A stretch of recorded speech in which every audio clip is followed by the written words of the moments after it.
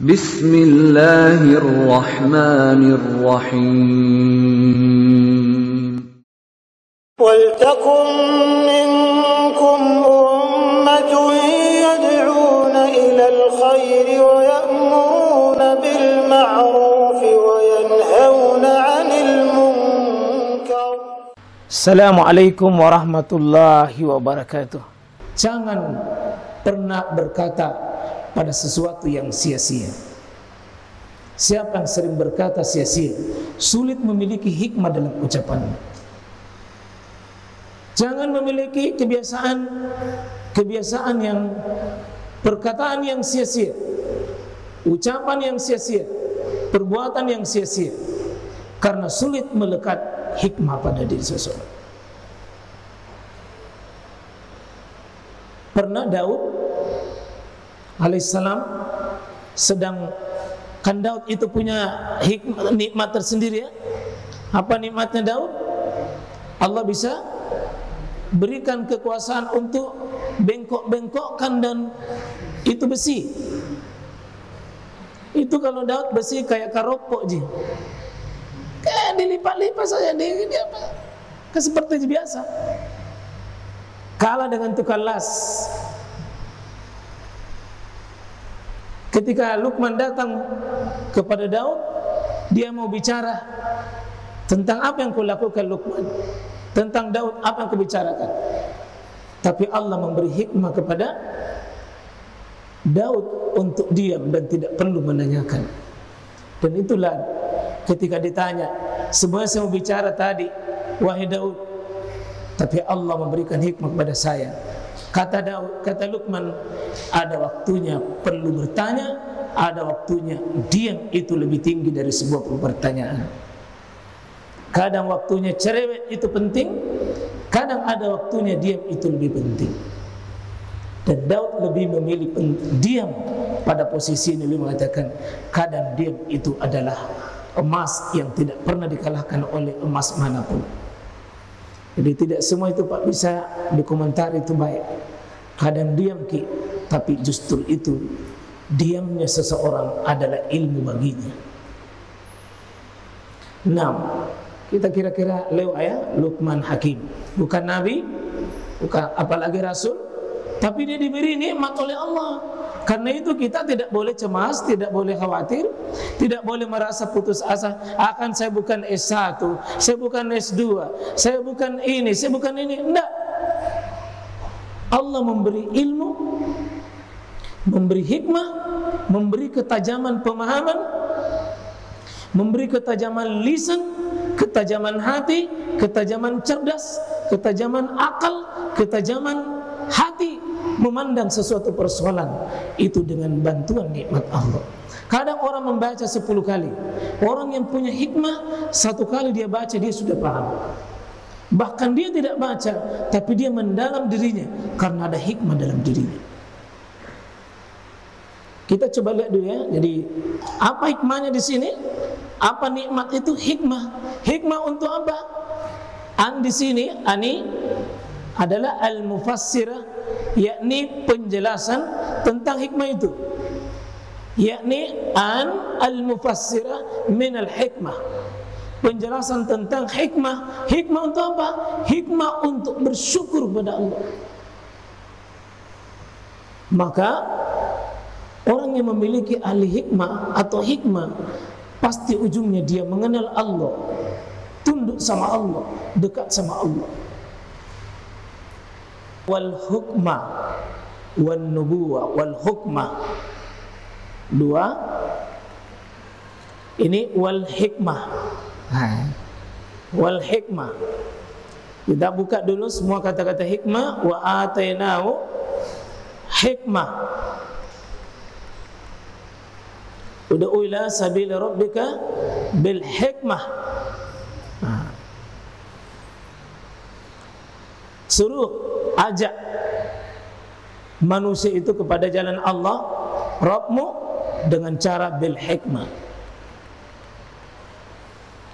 Yu'til hikmata may yasha wa may yu'tal hikmah faqad utiya khairan katsira. Apa kata-kata hikmah itu? Satu, kalau kita menemukan hikmah yang namanya, kata hikmah itu namanya dalam kata bahasa Arab namanya mustara. Mustara artinya apa? Kata yang mengandung banyak tafsir, banyak makna, itu mustara, memiliki makna ganda. Dan tidak akan keluar, insyaallah menurut ulama tidak akan keluar dari 11 ini. Tidak akan keluar dari 11. Kalau menemukan kata hikmah atau yang semacamnya, bisa maknanya adalah kenabian dan kerasulan, an-nubuwah war risalah. Satu, kalau menemukan saya berikan dia hikmah, bisa kenabian. Hikmah bisa bermakna adalah tafsir Quran wa ta'wiluhu.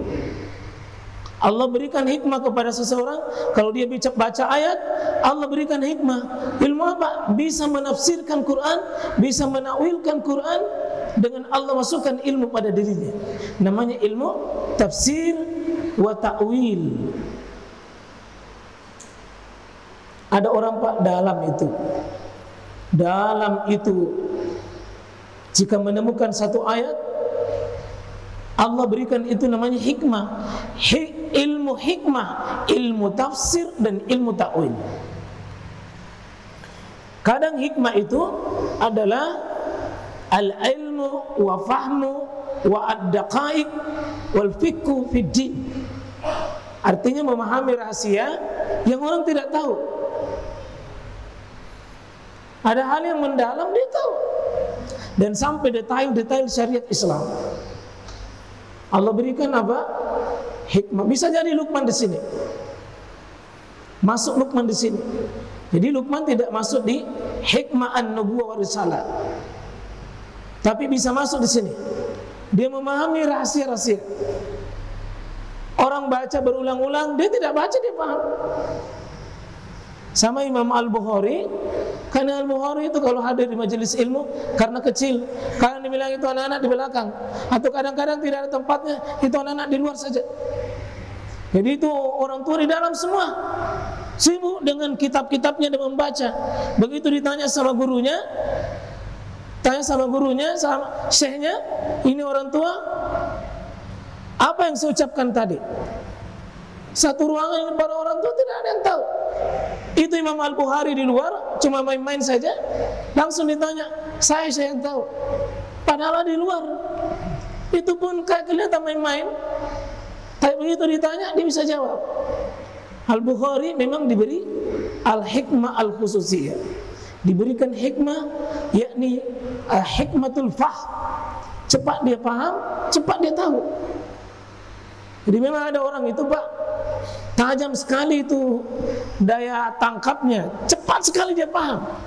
Kita mungkin itu 10 kali diulang belum mau masuk, dia 1 kali tajam. Nah, ibu-ibu rasakan itu yang menghafal Quran di sebelah itu banyak penghafal di situ di sebelah, ya, sampai dangala ulunna menghafal. Anak-anak di sini nikmati. Ya. Ada yang keempat ini, apa itu hikmah? Ma'rifatul haq wa al-amalu bih. Nah, ini bisa Luqmanul Hakim masuk di sini. Mengetahui kebenaran, ma'rifatul haq. Dia tahu al-haq dan bisa beramal dengan hak itu. Banyak orang tahu bahwa ini benar Pak, tapi tidak bisa mengamalkan. Bukan hikmah namanya. Tahu sholat berjamaah, tahu 25 paling minimal, ada hadis lain 27, tapi senang sholat sendiri di rumahnya. Nah, itu berarti belum hikmah. Hikmah itu ma'rifatu al-haq, tahu hak, tapi wal amalu bih, tahu ilmu, paham ilmu, tapi sekaligus beramal ilmu. Wah, ini orang yang beruntung ini Pak, tahu amal. Ada orang amal tapi dia tidak tahu. Kebetulan Ji. Ada orang tahu tapi tidak bisa amal. Yang hak tahu, beramal, ini namanya al-hikmah. Allah beri hikmah seseorang, apa yang dia tahu cepat dia kerja, apa yang dia tahu cepat dia amal. Itu namanya hikmah. Hikmah bisa beramal soleh, amal as-soleh, amalus soleh. Ada orang kaya, hobinya, kenikmatannya, kesenangannya beramal soleh. Itu diberi hikmah itu. Wa may yu'tal hikmah faqad utiya khairan katsira. Yu'til hikmah may yasha. Allah memberi hikmah siapa yang dikehendaki. Siapa yang dikehendaki, Pak? Jangan pernah mengukur seseorang dengan kuliah akademisnya, dengan gelarnya, enggak. Ada orang tidak punya gelar, tapi Masya Allah, Pak, lisan-lisannya itu mengena sekali. Yang keenam, kadang al-hikmah itu, kalau kita katakan wala qad ataina Luqman al-hikmah, apa itu hikmah? Bisa jadi adalah man'u az-zulm. Al-man'u az-zulm, apa itu? Allah berikan dia nikmat menghalangi dirinya berbuat kezaliman. Siapa yang mau berbuat ghibah lalu tertahan, bisa man'u az-zulm. Siapa yang mau korupsi tapi tertahan, dia diberi hikmah. Siapa yang mau berbuat maksiat tertahan, itu diberi hikmah. Wa may yu'tal hikmah faqad utiya khairan katsira. Bisa juga diberi nasihat, dia mendapatkan nasihat tajam, peringatan, ya, yakni al-wa'zu wa at-tazkir. At-tazkir. Nah, yang kedelapan, diberikan kemampuan oleh Allah hikmah, yakni dia cepat sekali ayat-ayat itu masuk, cepat sekali menerima perintah, cepat sekali dia menerima larangan. Kalau ada disuruhkan cepat, kalau ada dilarang cepat dia tinggalkan.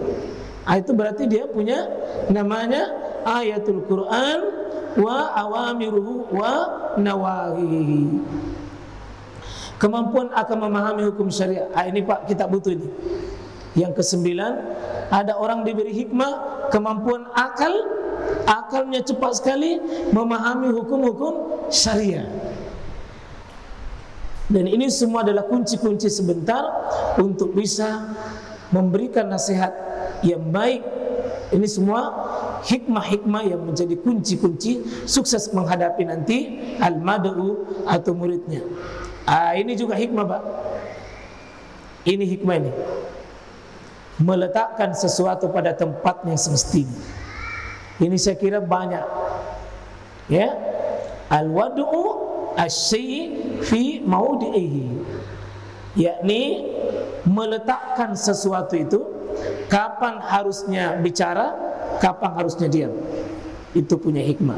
Kapan sikap keras, tegas, kapan seharusnya lunak, lembut. Itu hikmah. Dan ini inti, Pak. Nanti di bapak menghadapi anak-anaknya, kapan seharusnya bapak tegas terhadap anak kita, tidak boleh tolerir. Kapan seharusnya mesti lembut, punya toleran. Itu hikmah. Dan ini bisa Luqmanul Hakim. Nanti nasihat dia sukses dalam anak-anaknya karena ada Luqman punya hikmah. Hikmahnya kapan dia tegas sama anaknya, kapan dia harus lembut terhadap anaknya. Ini kita Pak kadang-kadang terbalik. Seharusnya harus tegas, keras, tapi justru kita biarkan dan sikap toleransinya tinggi. Kadang harus kita toleran tinggi, malah kita tidak boleh ada pilihan lain. Ini hikmah, Pak, ya. Hikmah, kalau bapak misalnya di manapun, di kelas, di kampus, coba letakkan, posisikan dirinya bapak sebagai apa. Itu punya hikmah. Dan sesungguhnya manusia paling cerdas hidup, Pak, mampu memiliki, membaca dirinya. Saya posisikan diri saya sebagai apa.